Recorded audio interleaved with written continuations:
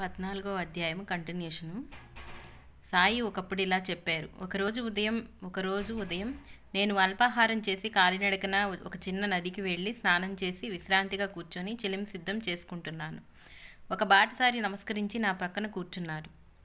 ఇంతలో ఒక కప్ప అరుపు వినిపించింది. అదేమిటి అని అతడు అడిగాడు. కప్పను ఒక పాము పట్టుకున్నదని, వారిద్దరూ కర్మఫలం అనుభవిస్తున్నారని చెప్పాను. అతడు చూచి వచ్చి 10-15 నిమిషాల్లో ఆ పాము ఆ కప్పను మృంగేస్తుంది అన్నాడు. అలా జరగనివ్వను, దానిని ఎలా రక్షిస్తానో చూడు అని వాటిని సమీపించి, ఓ వీరభద్రప్ప, నీవు పాముగాను చెన్నబసవప్ప కప్పగాను జన్మించినా మీ ద్వేషాలు వీడలేదా?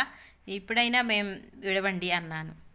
కప్పను విడిచి పాము నదిలోకి దూకింది. కప్ప పొదల్లో దాక్కుంది. ఆ బాటసారి అసలు వృత్తాంతం చెప్పమంటే ఇలా చెప్పాను. ఒకప్పుడు నేనుండే ప్రదేశానికి 5 మైళ్లలో ఒక శిథిలమైన మహాదేవుని ఆలయం ఉండేది. భక్తులు ఆలయ పునరుద్ధరణ కోసం విరాళాలు ప్రోగు చేసి స్థానికుడైన ఒక ధనికుడికి అప్పచెప్పారు.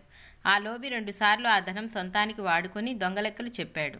ఒకరోజు మహాదేవుడు అతని భార్యకు స్వప్న దర్శనమిచ్చి గర్భగుడికి కప్పు వేయిస్తే ఆమె వెచ్చించిన దానికి 100 రెట్లు అన్నాడు. ఆ లోభి ఆ శివుడు నాకే ఎందుకు చెప్పకూడదు? ఇది కేవలం మన మధ్య స్పర్ధను కలిగించడానికి వచ్చిన పీడకల అని ఆమె మాటను త్రోసిపుచ్చాడు. అయిష్టంతో ఇచ్చిన విరాళాలు భగవంతుడు ఇష్టపడడు. భక్తితో ఎంత స్వల్పంగా ఇచ్చినా తృప్తి చెందుతాడు. అయినా ఆయన తిరిగి ఆమెకు స్వప్నంలో కనపడి, నీ భర్త మాటలు పట్టించుకోకు, నీకిష్టమైతే నీ ధనం వెచ్చించి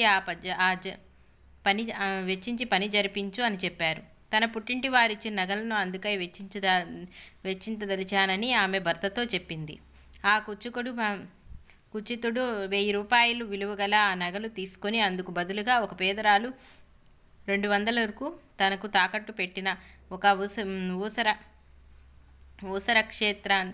ఊసర క్షేత్రాన్ని దేవుడి పేర పెట్టి దానిని పూజారికి అప్పగించాడు. కొద్ది కాలానికి వారింటి మీద పిడుగుపడి భార్యాభర్తలు మరణించారు. మరుజన్మలో ఆ లోభి మధురలో వీరభద్రప్ప అనే బ్రాహ్మణుడిగా జన్మించాడు.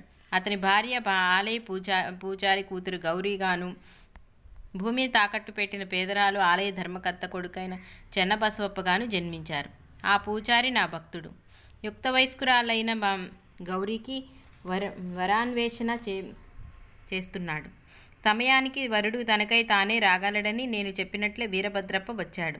అతడికి ధనాశ పోలేదు. అదృష్టవశాత్తు నా దేవుడి మాన్యం 1 లక్షకు అంటే గత జన్మలో ఆమె దేవుడికి ఇచ్చిన నగలకు 100 రెట్లు ఆ విలువకు అమ్మకమైంది.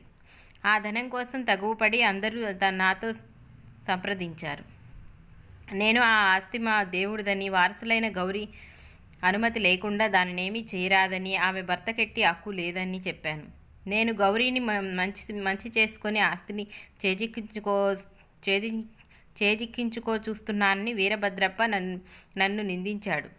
నేను భగవంతుని స్మరించి ఊరుకున్నాను. గౌరీ నన్ను శరణు వేడితే అభయం ఇచ్చాను. నాటి రాత్రి మహాదేవుడు ఆమెకు స్వప్నంలో కనిపించి, ఆ ధనమంతా నీది, ఎవరికి ఇవ్వవద్దు, అందులో కొంత చెన్నబసవప్ప చెప్పినట్లు ఆలయానికి వెచ్చించు, మిగిలింది వెచ్చించాలనుకుంటే మసీదులోని బాబాను సంప్రదించు అని చెప్పాడు. ఆమె నన్ను అడిగినప్పుడు అసలు మొత్తాన్ని ఆమె ఉంచుకోమని, వడ్డీలో సగం బసవప్పకు ఇవ్వమని, అందులో వీరభద్రప్పకెట్టి ప్రసక్తి లేదని చెప్పాను. ఇంతలో వీరభద్రప్ప చెన్నబసవప్పను చంపుతానని బెదిరించాడు. అతడు భయపడి నన్ను శరణు వేడాడు. కొంతకాలానికి వారిద్దరూ మరణించి వీరభద్రప్ప పాముగాను చెన్నబసవప్ప కప్పగాను జన్మించారు.